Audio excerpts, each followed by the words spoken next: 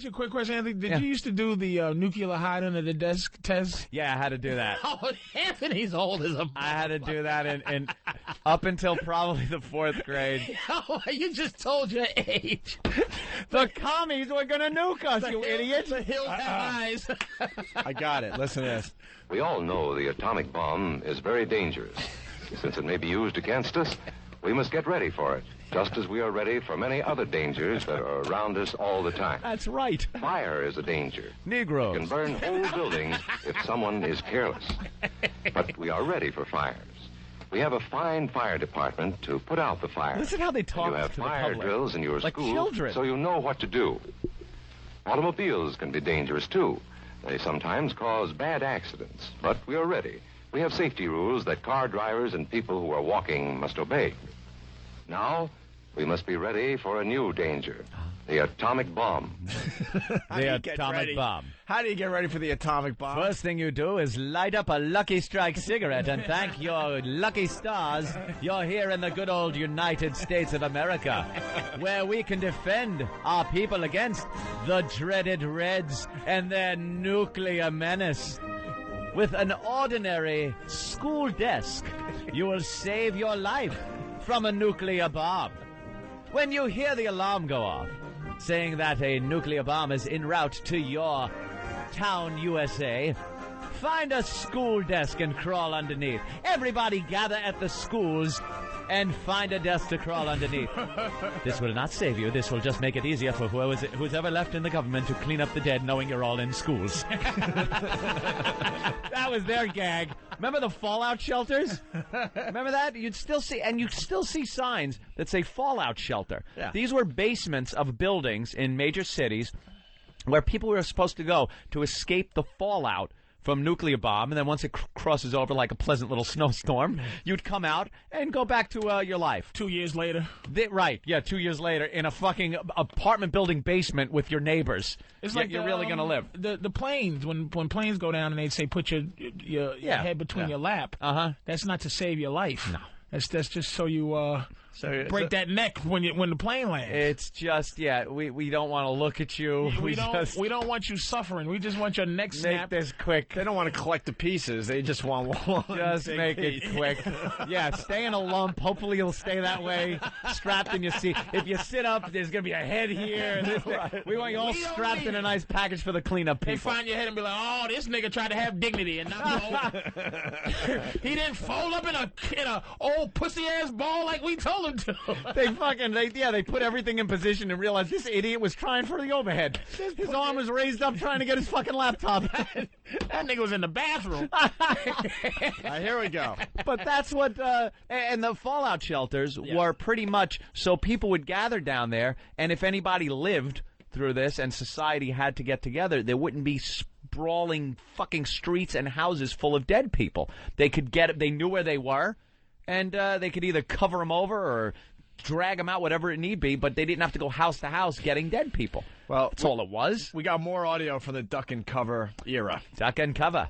First, you'll have to know what happens when an atomic bomb explodes. You die. You'll know when it comes. We hope it never comes, but we must get ready. It looks something like this. There is a bright flash, brighter than the sun, brighter than anything you've ever seen. Cool. If you were not ready and did not know what to do, it could hurt you in different ways. It could knock you down hard or throw you against a tree or a wall. That's it, huh? It is such a big explosion, it can smash in buildings and knock signboards over and break windows all over town. Signboards. But if you duck and cover, you will be much safer. The internet can go out.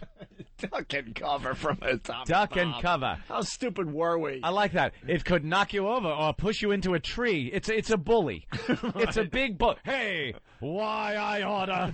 It's a nuclear fucking explosion, you idiot. It's not knocking you into the tree. It's frying you and the tree at the same time. Basically, you turn into a shadow. Yeah.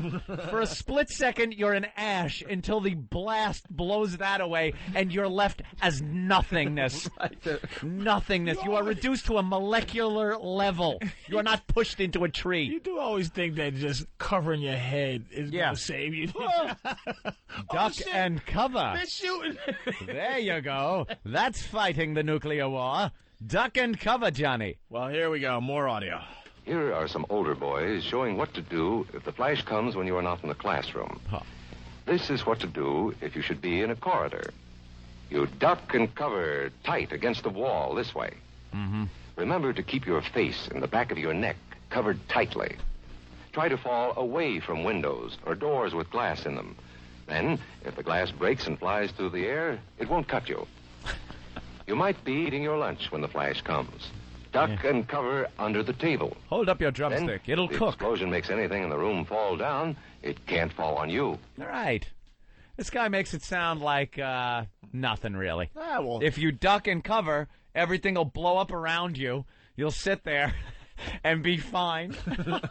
Amazing. The bomb might explode when there are no grown-ups near.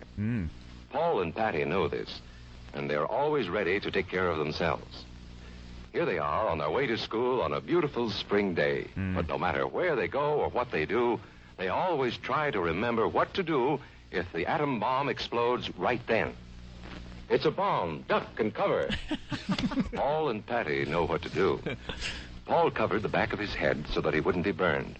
And Patty covered herself with the coat she was carrying. That'll do it. They knew how to coat duck and cover. They acted right away when the flash came. If they had been at this doorway when the bomb flashed, Paul and Patty would have ducked and covered this way, like this girl. Heavy doorways are a good place to duck and cover. Sure they are. She will be safer, too. How did they get away with this? A coat. And she covered herself in a coat. Do you realize when you see the flash, it's already too late? It is over, Johnny. If you don't see a flash. You need to have ESP. Dude, there were tests done in Nevada with very small nuclear weapons. They'd blow them up. People that didn't even see the flash were affected because back then the weather forecasting was a little off, and wind would blow and change direction and blow some of this fallout over towns and fuck these people up. I mean, leukemia and all kinds of horrific things. And that's people that were just...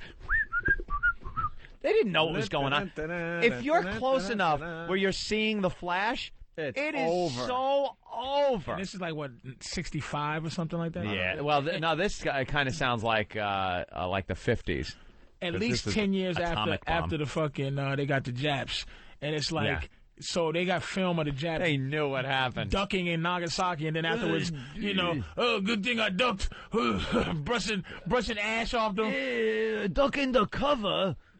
Those motherfuckers got eyeballs growing. The grandkids got eyeballs growing in the back of their neck right now. Right. Voss is outside the studio. All right, we got another clip here. Here's Tony going to his Cub Scout meeting. Yeah. Tony knows the bomb can explode any time of the year, day or night. He is ready for it. Duck and cover. Atta boy, Tony. That flash means act fast. Yep. Tony knows that it helps to get to any kind of cover. This wall was close by, so that's where he ducked and covered. Tony knew what to do. Notice how he keeps from moving or from getting up and running? He stays down until he is sure the danger is over. Till the military comes and shoots him. The man helping Tony is a civil defense worker. Gets him out of his misery. His job is to help protect us when there is danger of the atomic bomb. Roger. We must obey the civil defense worker. And to the men in the suits from the movie Blob. Yeah. The white suits with... Yeah, until they show up.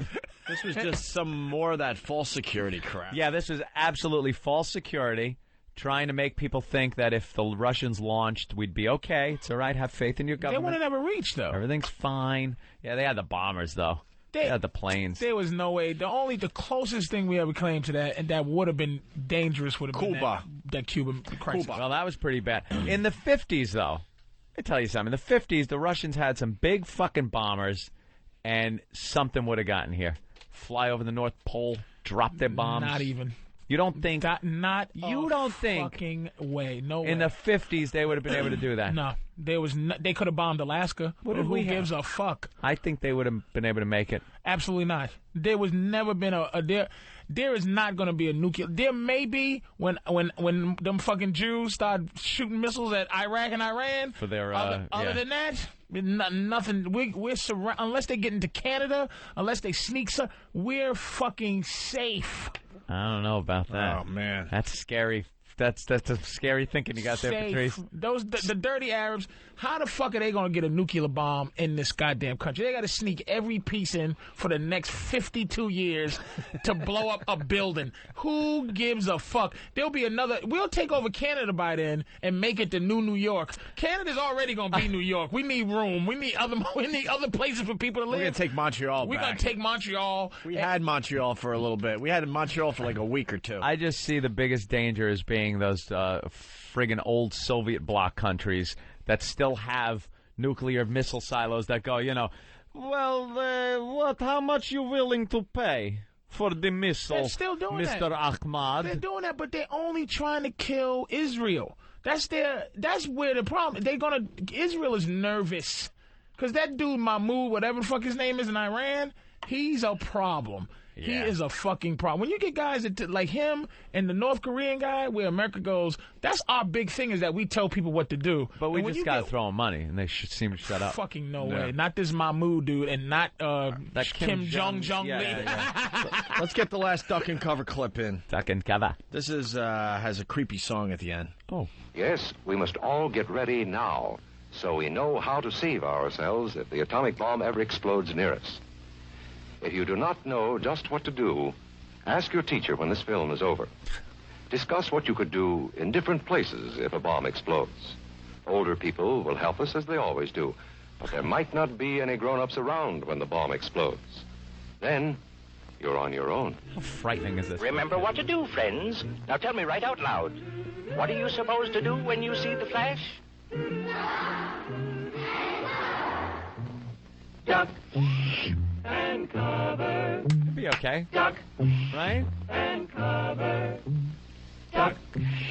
And cover. That's all you got to do. How scared shitless were we as kids? Duck and cover. And Pretty then, scared. And then in a week, you see Dustin Hoffman and Cuba Gooding Jr. and Rene Russo on the way to blow up your entire fucking town. Yeah. We forgot Witnesses. We forgot about Momo.